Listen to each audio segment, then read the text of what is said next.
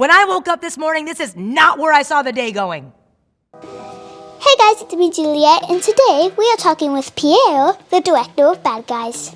Bad Guys is an animated movie from Dreamworks. It's about 5 friends, also criminal animals. The story is about how they go from bad guys to good guys. If you've read most of the books like I have, then you're gonna love this movie. Hey everybody, I'm here with Pierre and the director of Bad Guys. Hello. Hey Juliet, how are you? Pleasure to be here with you.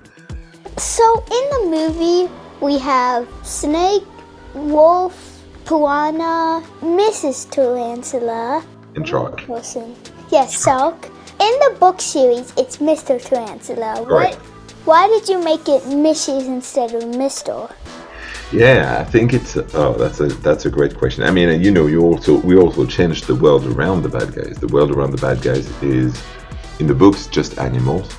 In the movies, humans, and they're basically, one of the few animals that are there, right? So we took the liberty to change Mr. Tarantula to Mrs. Tarantula because I think we quickly had in mind, Aquafina doing that voice, who is a female actress, but also because I think we wanted a bit more balance between genders in this group, and it would be really fun to have a really strong, powerful woman by herself being able to kind of impose her own personality onto the rest of a bunch of dudes, really, and that's what we wanted to go for.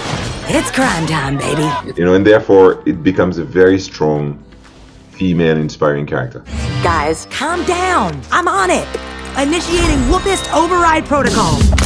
What bad guy's character do you think best represents your personality? I would say Wolf. I don't know if it's a personality thing, but it's definitely, he's going through a personal journey in this movie where he decides to change and explore something else. And he's worried that by doing this, he's going to lose his friends. And he wants to be accepted. And I think there's a lot of my own little story in there, that I wanted to kind of talk about, and so this is why I think to me it's the character that's the closest to who I am. And also he's cool. Are you guys thinking of any sequels or anything, maybe making another movie about a different book?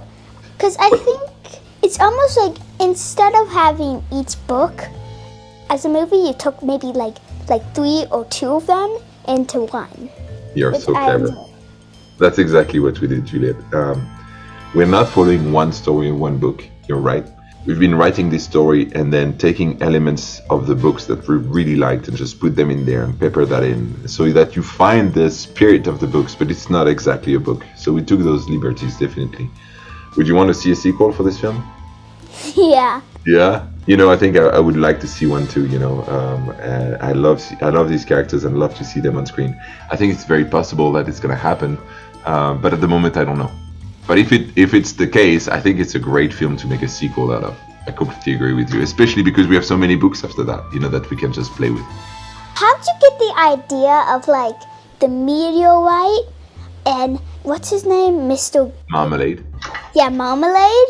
Professor Marmalade. Oh. We love you, Professor Marmalade. Because I'm pretty sure in the real book, I think in the 6th book or something, he turns out to be an alien. Yes. So where'd you get all that backstory?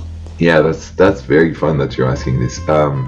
So he always was the villain of this story, right? And that we would reveal him later. We don't reveal him too late in the film because, if you've read the book, that he's the villain. From the beginning, that he's the villain, right? We also haven't revealed him as an alien because we wanted to keep the story a bit more grounded. And we had so many ludicrous elements like the meteorite, generating high power and just mind-controlling guinea pigs. The mind-controlling guinea pigs is very inspired by him, zombifying all those kittens later on. You remember in the books? Yeah. When he's on the moon. We wanted to keep everything on Earth, having a little bit of a wink to the fact that he's an alien, at least in the books. And how do you make him kind of zombify guinea pigs without being on the moon with a crazy, laser gun or laser. And I think that's the solution we found. I don't exactly remember when we found this solution with the meteorite. At first, it was the crater itself that was a heart shape. And then we changed that for the meteorite becoming a heart-shaped meteorite. The meteorite was not necessarily such a powerful device, and then we slowly came up with that idea. So it's very organic. There's no specific moment where we're like, oh, this is what it is. And as you probably know, making movies is very long and very difficult. And writing a script, you have to figure out a way to connect things. It's very complex. It's like a big, big puzzle. And so when you change one piece of the puzzle, it doesn't work here anymore. So I think we ended up finding that meteorite, slowly and just realizing, oh, that's the way we should do it. So are there any secret Easter eggs that maybe some of us missed, or anything that you secretly added? Yeah, there's a lot. All right, so all the graffitis, the painting on the wall in the city, all the names in there are the names of the members of the team. Really? Mm-hmm. There's my name in there, if you look closely. In the, when the guinea pigs are being, waken up and zombified and they start running in the streets. Yeah. There is one shot in a pet store where they open the cages and jump. And on the side of that shot, there's a poster for a movie called Blabey, and this is my movie. The previous movie is a short film, so you check that out. There's a scene where Wolf is exposing, he's on stage at the gala, but he's saying to the guys, this is what we're gonna do. We're gonna use a fake dolphin and replace the real dolphin with a fake dolphin and then leave.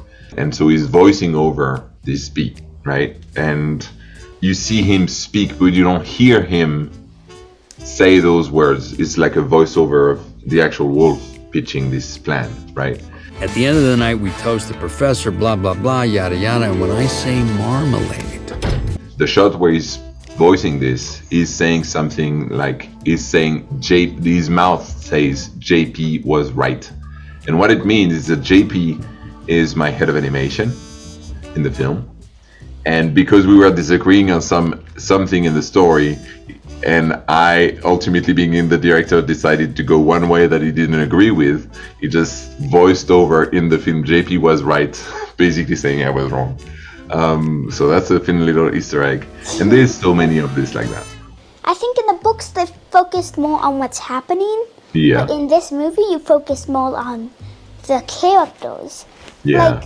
Why did you decide to do that? Well, it's two things. First of all, because it's a moving medium, right? We see the characters move.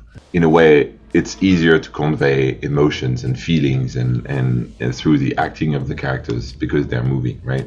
Also because we wanted to go a little bit more grounded in this film, supporting emotions for our characters and specifically Mr. Wolf. We needed to dive a little bit more in his personality, and not just him, by the way, everybody. There was not one moment where I was like, oh, this is exactly how Mr. Wolf should be. No, it was at first, I think he's kind of this character, and then you start talking with your storyboard team, your animation team, your supervising animator for that character, obviously Sam Rockwell, who's the actor giving the voice. Who's up for another job? A big one. And everybody has their own thoughts. And the writers of the story also have their own ideas, and they start writing those dialogue. And then the way our actor performs, the talent performs Mr. Wolf, gives you such a very specific, personality trait. So everything is shaping up to give you that personality. But what I tried though, is to make sure that they were as specific as possible, so that you really could relate to them and understand they were the very unique character there. But yeah, you're right. We just dive a little bit deeper into personality and characters than maybe the books do, Well, Pierre, thank you so much for talking with us. Thank you, Juliet. It was a pleasure. Thank you for your interview. It was great speaking with you.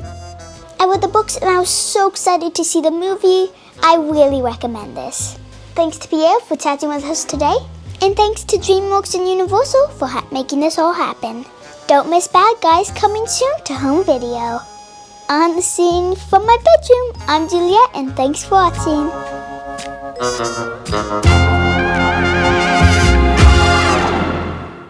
That was amazing. Great That was job. really, Very fun.